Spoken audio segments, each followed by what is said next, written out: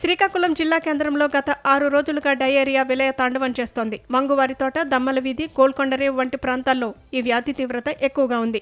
ఇప్పటికే మంగువారితోటకు చెందిన మండల సురేష్ మృతి చెందగా మరో 2 మరణాలకు కూడా డయేరియానే కారణమని అధికారులు అనుమానిస్తున్నారు. శుక్రవారం నాటికి నగరంలో మొత్తం 158 కేసులు నమోదు కాగా 111 మంది ఆసుపత్రుల్లో చికిత్స పొందుతున్నారు. నగరంలో డయేరియా విజృంభణకు గల కారణంపై విశాఖపట్నం ల్యాబ్ నుండి వచ్చిన వాటర్ శాంపిల్స్ నివేదికలు దిగ్భ్రాంతిని కలిగిస్తున్నాయి. సేకరించిన 30 నమూనాల్లో 11 చోట్ల ప్రమాదకరమైన ఈ కోలీ బ్యాక్టీరియా ఉన్నట్లు నిర్ధారణ అయింది.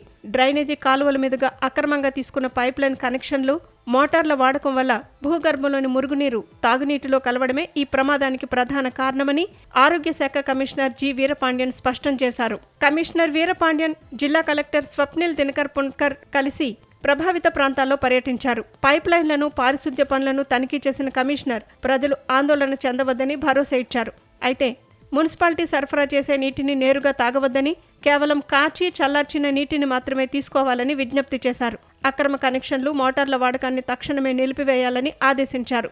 విధుల్లో నిర్లక్ష్యం వహించే అధికారులపై కఠిన చర్యలు తీసుకుంటామని హెచ్చరించారు.